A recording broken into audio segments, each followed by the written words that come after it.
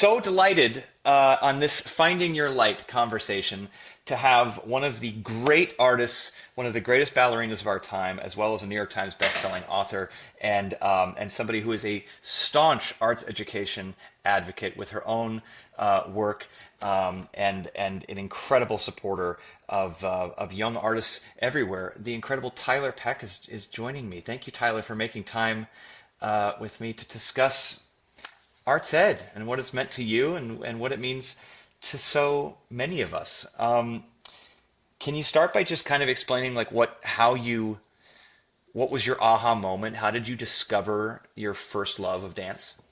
I was always dancing. I was lucky that my mother owned a dance studio, so she was actually my first That teacher. helps. Yeah. So I was kind of babysat down at the dance studio, and she said practically as soon as I could walk, I was up trying to dance, whatever that looked like. But I was just always moving, even at the house, like turning in the kitchen and everything. So I guess I was lucky that I was fortunate to have and be surrounded by it from a very young age. It was obviously nurtured and like you said, your mom was heavily involved in dance. You obviously had a natural gift for it coming out of the womb. But was there also an educator that kind of saw that, or was that mostly your mom? I think my mom early on, but then quickly she just wanted to be my mom, and so she didn't want to teach me anymore. And I think that was kind of the best decision she could have done, and why we have such a good relationship. But I think like the teacher that kind of changed my life the most would be Suki Shore, who is a amazing teacher at the School of American Ballet, which is the company that feeds into the school that feeds into New York City Ballet. Right. And she was so hard on me that I actually felt like she didn't like me in the first class. I remember calling my mom and saying, Oh, "Ooh, I really don't think this teacher likes me." Because she gave me so much attention, but it was a lot of correction. So I just thought, oh, I'm not right. pleasing her. But it was just the opposite. I think she just saw so much potential that she was willing to keep like pushing me to get better, and she really changed the course of my career, really. And she still, She took a risk with her energy because she saw greatness in you, obviously, and so she wanted to make sure that you were getting the absolute best education from her that you possibly could. But at the same time, that that kind of hard teaching style, I probably would have been way too sensitive to have like allowed that to happen without just like giving it entirely up. But you soaked it up like a sponge.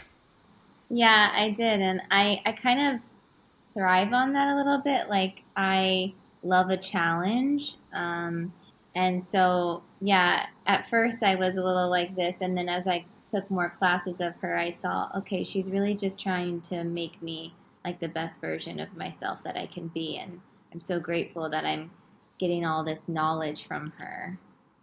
Did you feel at that age like did you know that you were different? Did you feel like in dance there was something that was so fluent, but were there other parts of your life that you felt like that was an escape for you where other things weren't clicking? Yeah, I think I was kind of quiet, a little shy, and I was not shy when I danced. Like, I was not the one in the back of the room. I wasn't afraid to dance for anybody. I would dance for anybody who watched, you know? We are And very different in that way. Yeah. I, But I was even that way about singing. Like I was super shy. It wasn't until I had to be pushed. I still have to be pushed sometimes. But that's excellent that you had that confidence going into it. yeah, I think I didn't have to use my voice. And so it was something that I could express myself through movement, and that felt like a safer space for me for some reason. It was a way of expressing myself without having to like actually say anything.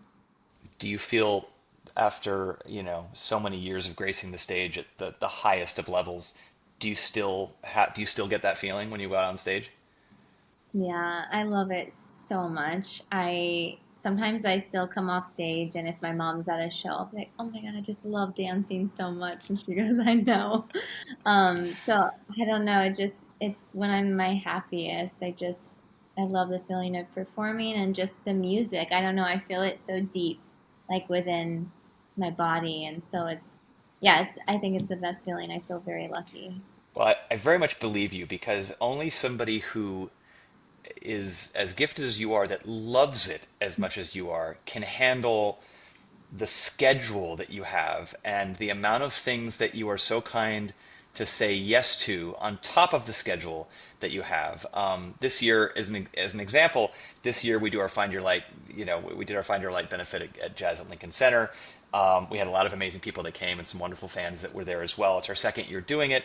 Um, so for those watching and listening, so Tyler came from Lincoln Center, being on stage.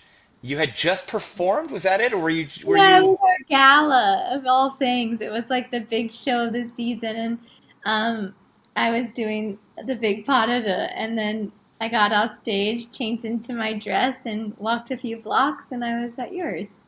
That is Tyler Peck in a nutshell. Is just the. I mean, the fact that you made time for our organization, and the fact that you made time to tell your story on stage, and also to introduce these incredible dancers, was just such a highlight for us for the night. So thank you on behalf of all of us for making that extra effort, not only for us but for so many organizations that you do. And also thank you, I got to say, for sending me your book, because this is, Hi. as somebody who has been dance challenged, reading through this book has been so much fun, and I especially love the picture of you with your doggy I there, know. because I also, I share. We need animals in our lives to keep us sane. Sometimes Yeah, they do it better than people. for sure. You And they mentioned don't you talk back. mentioned in your book. Sorry, say again. I said, and they don't talk back. Well, I guess they bark, but I have a West Highland Terrier who definitely talks back. He is the little dictator in the house. So yeah, it's.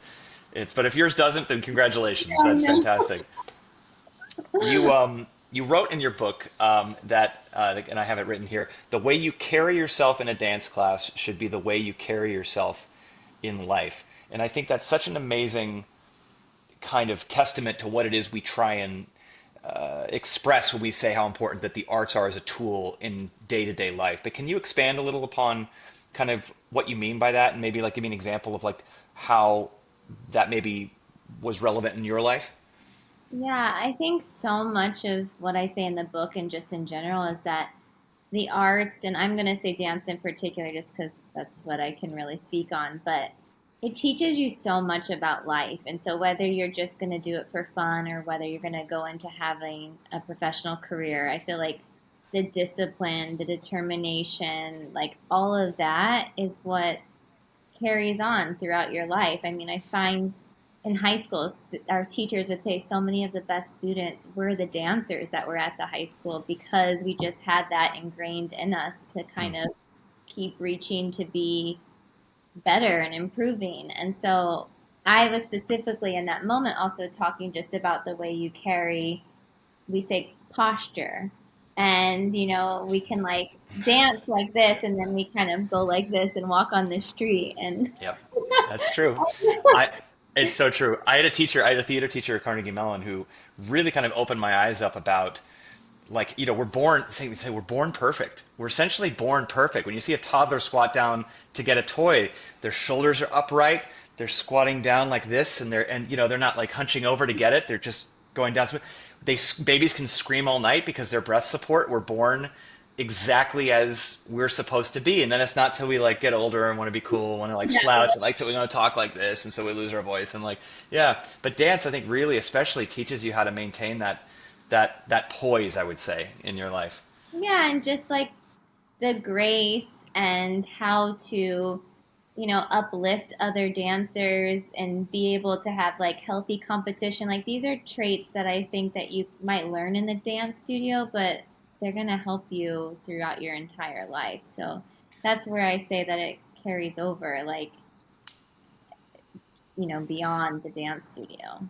Well, I mean, this is one of the things we really try to hit home, is that if we find the next Tyler Peck, that is always a bonus. But the vast majority of the kids and the programs that we're supporting, and I know this is one of the reasons why you love it as much as you do as well, is that these are tools that these kids are learning for their life, and they're going to be better humans because they had these lessons that were given to them by the arts. You know, it's one thing to just tell a kid to be a certain way, but to have an actual discipline that's artistic, that's expressive, that shows them in real time how that looks and how that feels in their body is invaluable. Have you? How important has being a mentor been for you in your own journey? It's really important. And I think it comes from the fact that I had ones that were so gracious with me. And so I feel like if you have all of this knowledge, like, why do you have it if you're not willing to like pass it on and Mm. share it? Like, what does that do for anyone?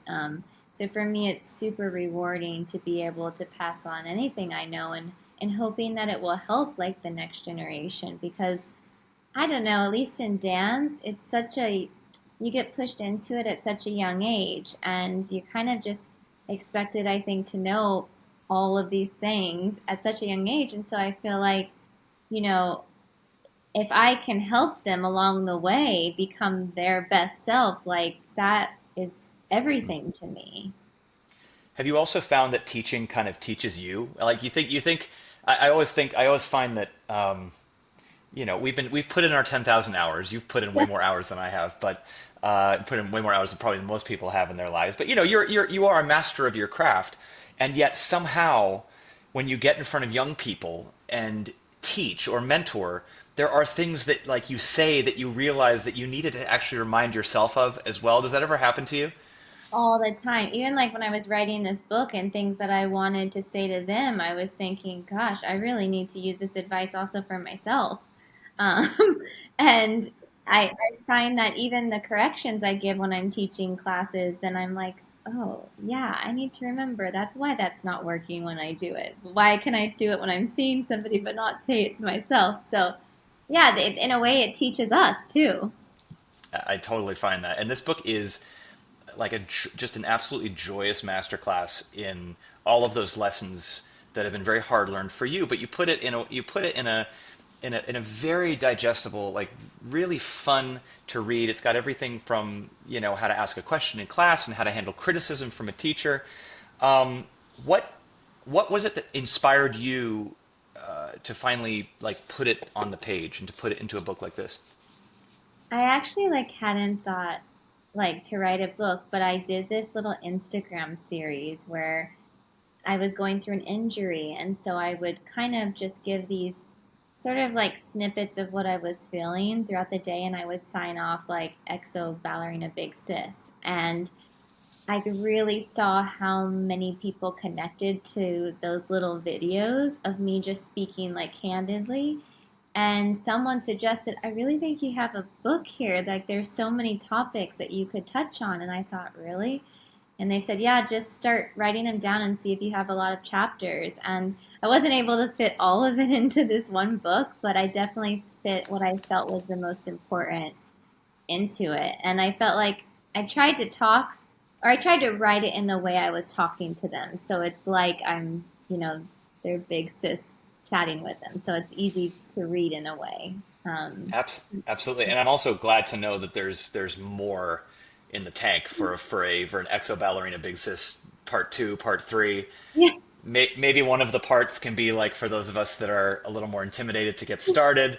Yeah, that would be helpful. But it is awesome. I'm so enjoying it, and you are awesome. Thank you for being you know, somebody who really shows through your initiative and shows through your actions, and not just speaking about it, just where your heart is, and you pay it back, you pay it forward.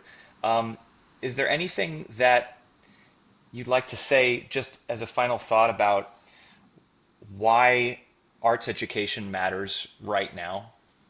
Oh gosh, there's so many things to say. I feel like I don't know, like we can all agree, disagree on a lot of things, but somehow the art seems to bring people together. And I feel like that's what we need more now than ever. And I feel like it's an outlet for kids, to, if, everybody's different. They come from different circumstances, different backgrounds, but somehow when you're in the arts, it's like you get to just have joy. And I feel like that's something that we really need, especially right now. And I think that it's really important, arts education for the next generation for sure.